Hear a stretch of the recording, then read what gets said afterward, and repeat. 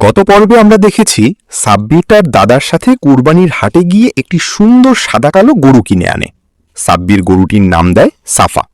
চলো দেখে আসি সাব্বির ও সাফার কুরবানির শিক্ষা গল্পটির দ্বিতীয় পর্ব। সেদিন থেকে সাব্বিরের দিনের বড় একটা সময় কাটতে লাগলো সাফার সঙ্গে। সে নিজ হাতে ঘাস খাওয়াতো, পানি দিত, মাথায় হাত বুলিয়ে আদর করত, কখনো কখনো গরুটির সঙ্গে গল্পও করত। রাতে ঘুমানোর আগে সে দাদুকে বলতো, দাদু, সাফা আমাকে চিনে ফেলেছে জানো, আমি ডাক দিলেই তাকায়।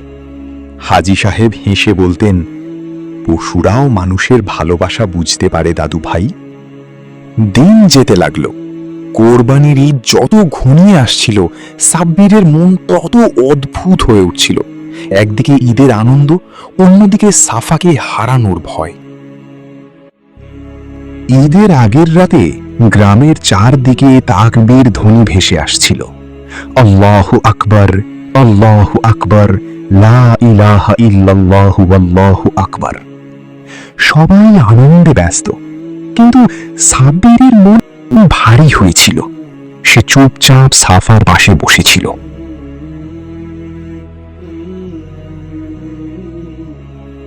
হাজী সাহেব এসে বললেন, কি হয়েছে বাবা, মন খারাপ?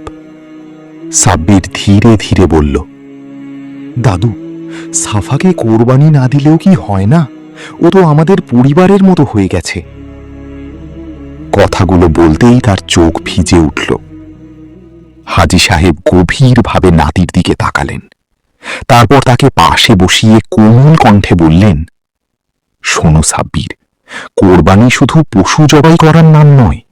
কোরবানি হলো আল্লাহর জন্য নিজের সবচেয়ে প্রিয় জিনিসও ত্যাগ করতে শেখা। সাব্বির চুপচাপ শুনছিল। দাদু আবার বলতে শুরু করলেন, অনেক বছর আগে আল্লাহ তাআলা তার প্রিয় নবী হযরত ইব্রাহিম আলাইহিস সালামকে পরীক্ষা করেছিলেন। তিনি স্বপ্নে দেখলেন আল্লাহ তাকে তার সবচেয়ে প্রিয় সন্তান ইসমাইল আলাইহিস সালামকে কোরবানি করার আদেশ দিয়েছেন। সাব্বির অবাক হয়ে বলল, নিজের সন্তান? হ্যাঁ বাবা, তবুও ইব্রাহিম আলাইহিস সালাম আল্লাহের আদেশ মানতে প্রস্তুত হয়েছিলেন। আর ইসমাইল আলাইহিস সালামও বলেছিলেন, হে আমার পিতা, আপনাকে যা আদেশ করা হয়েছে তাই করুন। ইনশাআল্লাহ আপনি আমাকে ধৈর্যশীলদের অন্তর্ভুক্ত পাবেন। সাব্বির নিঃশব্দে শুনছিল। তার চোখে যেন কল্পনায় সেই। হাজী সাহেব বললেন, আল্লাহ তাদের এই আনুগত্য ও ত্যাগ দেখে খুশি হলেন, আর ইসমাইল আলাইহিস সালামের পরিবর্তে একটি দুম্বা পাঠিয়ে দিলেন কোরবানির জন্য। সেই স্মৃতিতেই আমরা কোরবানি করি। কিছুক্ষণ নীরব থেকে দাদু আবার বললেন, কিন্তু দাদু ভাই, শুধু পশু কোরবানি করলেই হবে না।